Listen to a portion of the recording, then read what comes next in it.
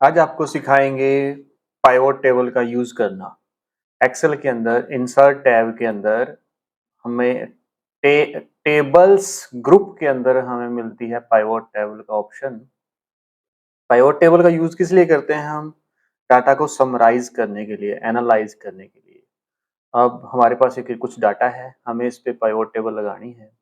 Pivot table लगाने के लिए दो तरीके हैं। एक तो है जिस डाटा पे हमें जितने कॉलम रोज पे हमें डाटा को एनालाइज करना है, समराइज करना है, वो डाटा सिलेक्ट कर लो आप।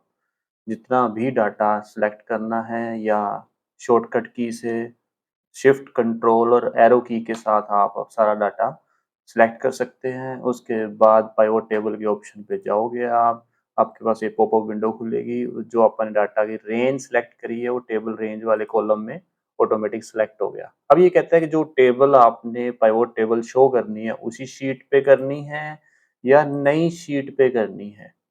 ठीक है, उसी शीट पे करनी है तो आप जाके अपनी कोई सी भी खाली लोकेशन या सेल चूज कर लोगे, वहां पे हमारी पाइवोट टेबल लग जाएगी। या नई शीट पे आपने पाइवोट टेबल लगानी है, मैंने वो चेक सेलेक्ट कर लिया है, ऑप्शन सेलेक्ट कर लिया है और ओके का बटन दबा दिया है, तो ये मेरे पास नई शीट पे पाइवोट टेबल लग के मेरे पास इस तरह विंडो खुली है। इसमें से इस साइड आप देखोगे, आप राइट हैंड साइड जो जो कॉलम सेलेक्ट हुए हैं, उससे पहले एक चीज और देखो आप।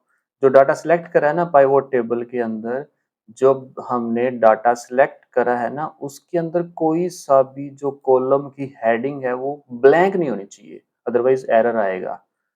ठीक है, वो भी आपको करके दिखाएंगे एरर कैसे आता है। अब इसके अंदर हमें डाटा जो हमारी पाइवोट टेबल लग के आई है, अब हम मान लो हम मेरे पास ये जो डाटा है इसके अंदर मेरे क्या करना है, देखना है अभी आठ 8th क्लास के कितने बच्चे हैं टोटल, या 7th क्लास के या जनरल कैटेगरी के कितने बच्चे हैं टोटल मेरे इस डाटा में।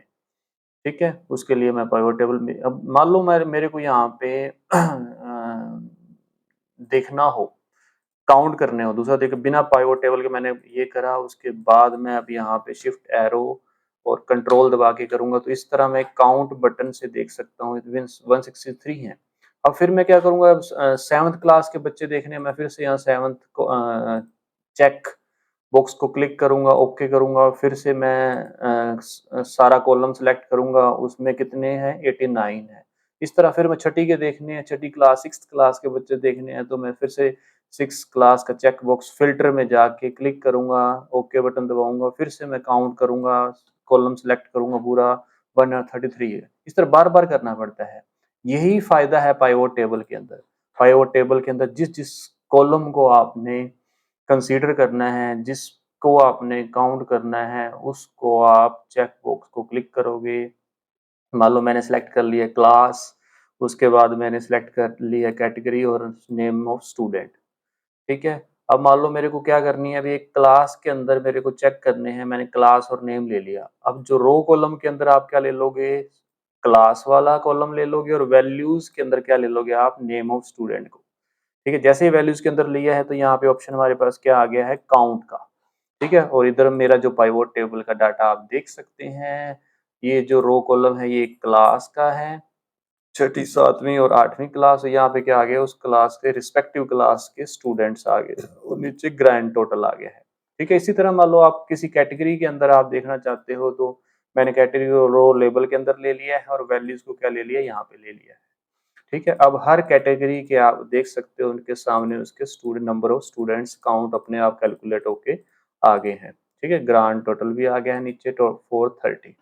ठीक है, ये फायदा है पाइवोट टेबल का। आप समराइज कर सकते हैं डाटा को। अब मान लो मेरे को ना यहाँ तो काउंट कर रहा है, मान लो मेरे को ना, जैसे मान लो मेरे पास एक कॉलम है बीसीए अमाउंट का। ठीक है, इसमें क्या करूंगा मैं ना हर क्लास के, मैं चाहता हूँ कि हर क्लास के बीसीए हर क्लास को कितना टोटल अमाउंट मिला, बीसीए का टोटल अमाउंट कितना। उसके लिए मैं क्या जाऊंगा, इस जहाँ पे जो एरो दिख रहा होगा आपको काउंट के साथ, आपको वैल्यू फील्ड सेटिंग पे जाके सम का ऑप्शन मैं यहाँ पे क्लिक करूंगा, ओके कर दूंगा। तो अब ये जो मेरा अमाउंट है ये सम होके आ गया है। ठीक है, हर क्लास के छठी क्लास के जितने भी बच्चे थे, छठी क्लास के जो बीसीए कैटेगरी के जो बच्चे थे, उन सारों का अमाउंट का सम होके आ गया यहाँ पे। इस तरह 7th क्लास के बच्चों का काउंट होके आ गया, इस तरह 8th क्लास का, और ये टोटल आ गया है। ठीक है, इस तरह आप जिस साल जिस जो भी रिक्वायरमेंट है उस हिसाब से आप अपना इसके अंदर रो लेबल और वो रो वैल्यूज का कॉलम आप यहाँ से सिलेक्ट करके उसको ड्रैग एंड ड्रॉप कर सकते हो। अब इस तरह भी ड्रैग कर सकते हो, ठीक है, रोटेट कर सकते हो, जो भी डाटा जिस तरह आपसे रिक्वायर मांगा गया हो आप उस तरह उसको अरेंज करके अपना डाटा निकाल सकते हो। तो ये आपने क्या करा है, आपने आज पाइवोट टेबल के थोड़ा सा समझा है, तो आप इसको प्रैक्टिस करके देखिए। इसी तरह की और वीडियो देखने के लिए चैनल को लाइक करो, सब्सक्राइब करो एंड शेयर करो। Thank you.